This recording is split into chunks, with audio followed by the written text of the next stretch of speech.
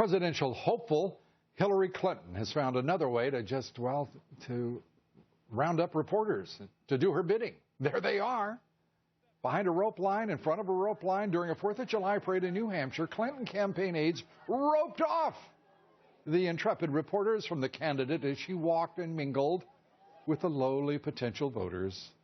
The images of the press corps being corralled along at the event added to some muted criticism that Hillary Clinton perhaps is being shielded from the press and has extraordinary senses of entitlement. Joining us tonight, political consultant Ashley Pratte and Pulitzer Prize-winning columnist, Fox News contributor Michael Goodwin. Great to have you both here. Ashley, would you actually, if you were working for the press, would you really get in a rope line and kind of walk backwards at the bidding of the candidate you were supposed to be covering, for crying out loud?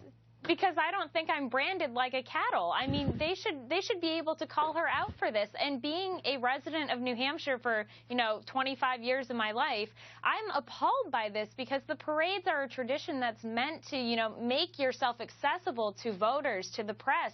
That's all of the beauty of the New Hampshire First in the Nation primary. Ashley, you're so right. I mean, I completely lapsed there, and forgive me, because Hillary Clinton is synonymous with access and accessibility. And transparency. And, the best one is that she's entitled to the nomination, which is why she can get away with this. Well, what do you think? I mean, the national media didn't seem to have a little problem of any sort with... Right. I like the stories. The stories had the Republican Party of New Hampshire being outraged. I mean, they would have been no matter what. Why wasn't the media more outraged? Look, Hillary Clinton is making up her own rules time. I mean, that is the story of her life and her husband's life. One thing's clear, it's her parade. That's right, and they get away with it. I mean, Lou, if I were a reporter covering the campaign, I would, I think, refuse to write any stories until I got access to the candidate once in a while. I mean, this idea, there's another story, she's taking lots of selfies. There's another story, she stops it at Chipotle. Great. That's what we need more of. Well, that's one reason why she doesn't have to answer any serious questions, because the press is happy to have fluff. And she has staged events. So it's like even when they do cover it, they're not allowed to talk to certain people because they're not on the approved list. Well, the New York Times has been doing some intrepid journalism. They have come up with another hit piece on Senator Marco Rubio.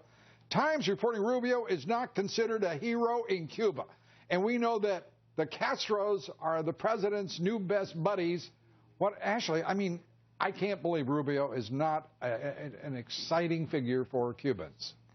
No, well, that's the thing. I think the New York Times wants to portray, every Republican in the worst light possible, and it's either their finances or their last name. It's not a bad light if you're not liked by communists, is it? Well, right, but they look to expose something that's not there, and then they tag someone with that, and that unfortunately will follow them. So hopefully readers will do their own homework on different candidates and realize, in this election it is so exciting. We have someone like Governor Bush who's able to get up there and speak fluent Spanish to a bunch of Hispanic voters, and that's great. That's great diversity for the party. You have Marco Rubio, who's a younger Republican who can get up there and do the same thing. These aren't negatives to these candidates. They're trying to do different outreach. Lou, I saw a little short in the paper today that 2 Cuban baseball players defected. They were in the United States on some tour with the Cuban national team, and they refused to go back. I think that tells you enough about Cuba and the state of play there, that although all these reforms are supposedly coming,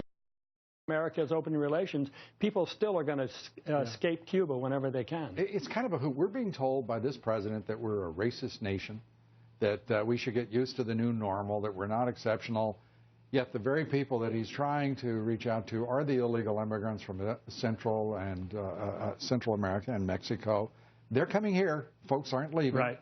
And that we've got about 10% of the population of Mexico now living here. I mean, who should be living in Mexico. And it's just mind-boggling that Donald Trump gets into such trouble because he says some of those crossing that border belong to MS-13 or part of the cartels who are committing crimes. Well, and look at all the countries where people are escaping to come here. They're not allowed. Those countries don't let other foreigners in. Mexico keeps its southern border very tightly shut. Yeah. Ashley, get the last 30-second word. Well, I think it's important to realize that there's a lot of diversity in the Republican side and not so much on the Democratic side, and that's important going forward. Yeah, diversity, there's an idea. We're diverse. Yeah. That's just a matter of fact. That's who we are as Americans. Now what has the Republican Party got to offer? How about some ideas? Ashley, thanks a lot. Ashley Pratte. Thank Michael you. Goodwin. Thank you. Good to have you both.